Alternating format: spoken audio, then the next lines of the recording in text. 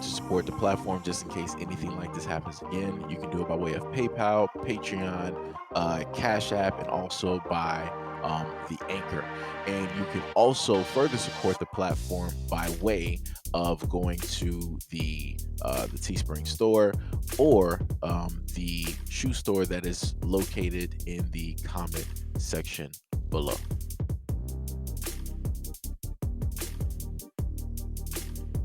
A woman whose body was found in North Carolina home may have had her life taken just days earlier. Now, a man who had been living with her is now facing murder charges. Deputies, in an October 24 news release, didn't list attorneys or information for the man identified as Robert Edward Rathman.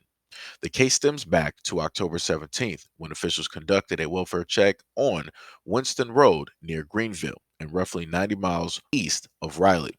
Quote, deputies discovered 39-year-old Samantha Coppola deceased in her home, the victim of a murder believed to have been committed several days prior. Robert Rathman was arrested 4 days before Coppola's body was found on unrelated charges of first-degree burglary, assault with a deadly weapon, and breaking and entering to terrorize. For that arrest, he was jailed on a $200,000 secure bond.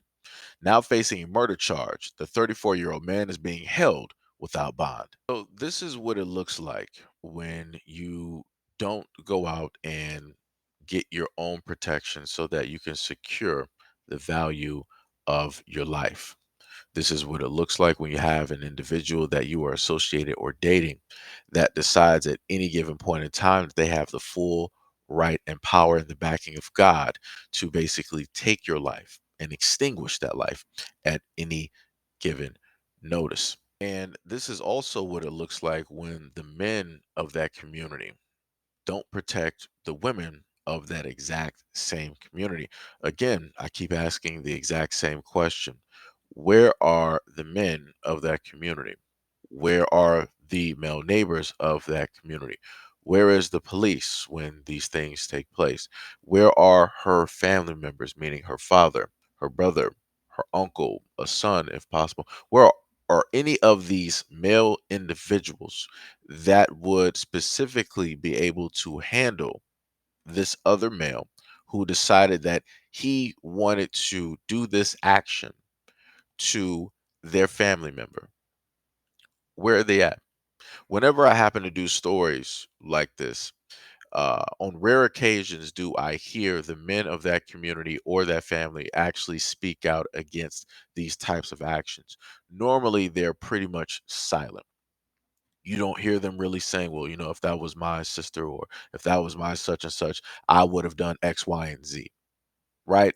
You'll rarely hear them, in a sense, say those things because commonly, as quietly as it's kept, this is something that normally goes on in these communities every single day.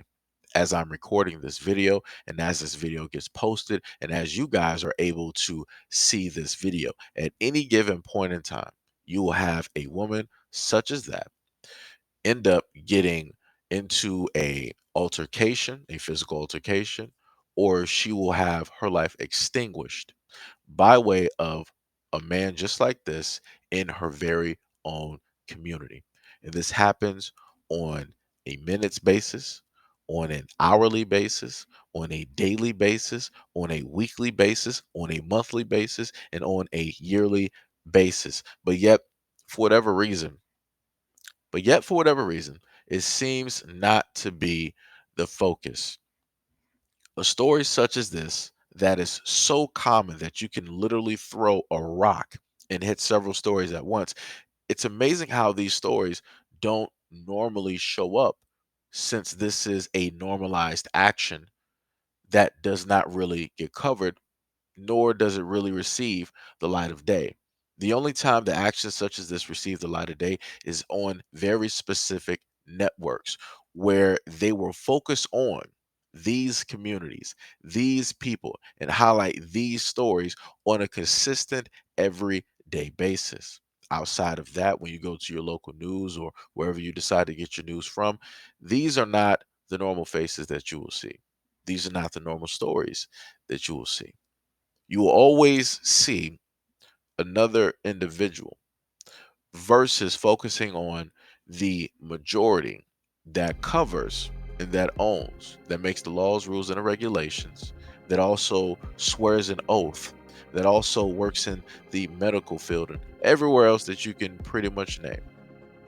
Now, to me, that would seem as quite a disservice that you would spend a whole bunch of other time and money and energy focus on another group of people that are not representative of the whole, right? Of the mass majority of the founding individuals.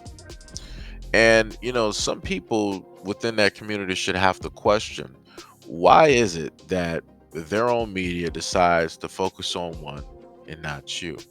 Why would they deem other people more important than you? Why would they want to sweep your stories and stories like this dealing with you, your family, your neighbors, whoever, or even your daughter, right? Why would they want to sweep stories like this directly under the rug? Because the moment in time that these things don't get highlighted, as I stated before, they become normalized, right? Which means that not only are the men going to end up doing it, but you'll also have their teen sons, their boys doing it as well. And if they're doing it, that means their young sons are going to grow up normalized within this type of culture and ecosystem, and they're going to be doing it at a very young age as well. Cultivating, right, a group of men that are normalized in the area of erasing and going after women in this type of way. But maybe I'm just overthinking it.